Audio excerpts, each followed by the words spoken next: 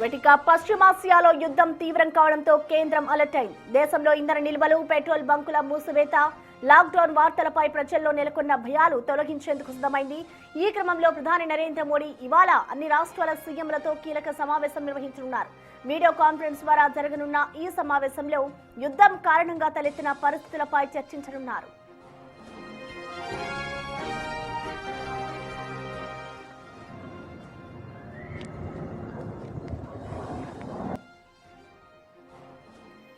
ఇటీవల రాజ్యసభలో మాట్లాడిన ప్రధాని మోడీ పశ్చిమాసియాలో ఉద్రిక్తతలు దీర్ఘకాలం కొనసాగే అవకాశం ఉందని అన్నారు.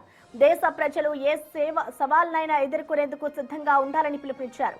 ఇక తాజాగా సీఎంలతో సమావేశం కానుండడం ప్రాధాన్యత సంతరించుకుంది. ఇంధన కొరతకు సంబంధించిన వదంతులు, ప్రజలు భయాందోళనకు గురి కాకుండా తీసుకోవాల్సిన చర్యలపై మోడీ ముఖ్యమంత్రులకు దిశానిర్దేశం చేయనున్నట్లుగా తెలుస్తోంది.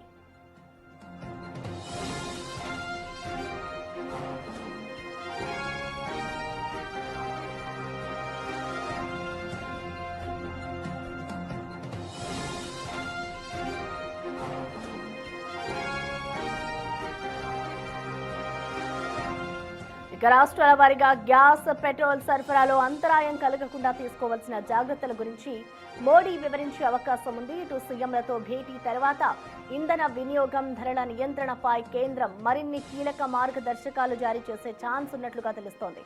ఇదిలా ఉంటే ఎన్నికల కోడ్ కారణంగా ఎలక్షన్ జరగనున్న రాష్ట్రాల సీఎంలకు ఈ సమావేశం నుంచి మినహాయింపు ఇచ్చారు.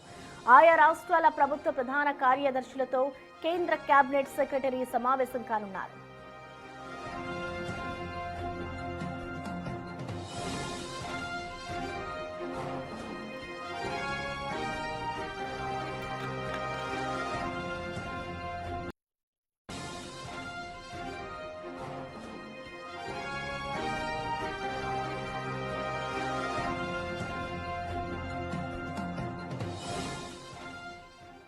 ఇవాళ ప్రధాని నరేంద్ర మోడీ అన్ని రాష్ట్రాల సీఎంలతో సమావేశం కానున్నారు. ఈ సమావేశానికి సంబంధించిన మోర్ డీటెయిల్స్ మా ప్రతినిధి శివ అందిస్తారు. శివ, రైట్.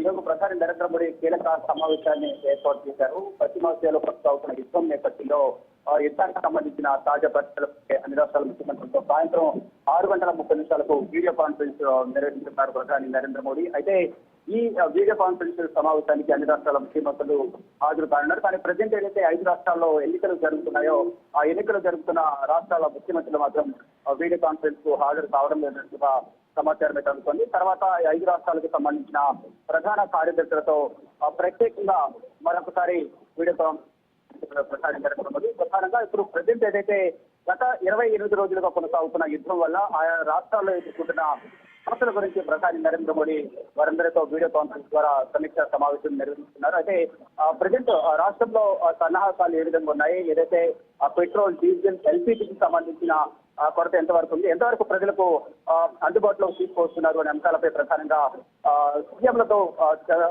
ప్రధానంగా ప్రధాని నరేంద్ర మోడీ చర్చించనున్నారు. దీనితో పాటు ఇటు సీఎంల నుంచి కూడా అభిప్రాయాలు తెలుసుకోబోతున్నారు. అంటే ఇప్పటికే ఎక్కడ కూడా ఎల్పీజీకి సంబంధించి కానీ, మరోవైపు పెట్రోల్, డీజిల్ కి సంబంధించి కానీ ఎక్కడ కూడా ఎటువంటి కొరత కానీ, ఎటువంటి ఇబ్బంది లేకుండా, ఎటువంటి ఆటంకం కలగకుండా చూసుకోవాలని కూడా ఎప్పటికప్పుడు పెట్రోలియం శాఖ సమీక్షా సమావేశాలు నిర్వహిస్తూ ఆ రాష్ట్రాల్లో నెలకొన్న కొరతకు సంబంధించి కానీ, ప్రజెంట్ భారతదేశంలో ఎటువంటి కొరత లేదు, నో షార్టేజ్ అంటూ కూడా కేంద్ర పెట్రోలియం, సహజ వాయువుల శాఖ మంత్రి హర్దీప్ సింగ్ పూరి ఎప్పటికప్పుడు సమీక్షా సమావేశం నిర్వహిస్తూ ఉన్నారు. మరోవైపు ప్రజెంట్ ఏదైతే యుద్ధం కొనసాగుతుంది పశ్చిమాసియాలో యుద్ధం ప్రభావం ఏంటి, యుద్ధ పరిస్థితులు ఏ విధంగా ఉన్నాయి, దాని ప్రభావం భారత్ మీద ఎంతవరకు ఉంది అనే అంశాలపై ఇటు ప్రధాని నరేంద్ర మోడీ వీడియో కాన్ఫరెన్స్ ద్వారా సాయంత్రం 6:30 సీఎంలతో సమావేశం కానున్నారు. ఈ సమావేశంలో ప్రధానంగా దేశ పరిస్థితులు, అది హర్మోజ్ జలసంధి వద్ద చమురుకు సంబంధించిన నౌకలు ఏదైతే ఉన్నాయో అవన్నీ కూడా ఒక్కొక్కటిగా అక్కడి నుంచి భారత్ కు చేరుకుంటూ ఉన్నాయి. దానిలో భాగంగా అవి చేరుకోవడం ద్వారా, అవి రావడం ద్వారా ఎటువంటి కొరత అనేది లేకుండా చూసుకునేందుకు భారత ప్రభుత్వం ఎప్పటికప్పుడు సమీక్షా సమావేశాలు నిర్వహిస్తోంది.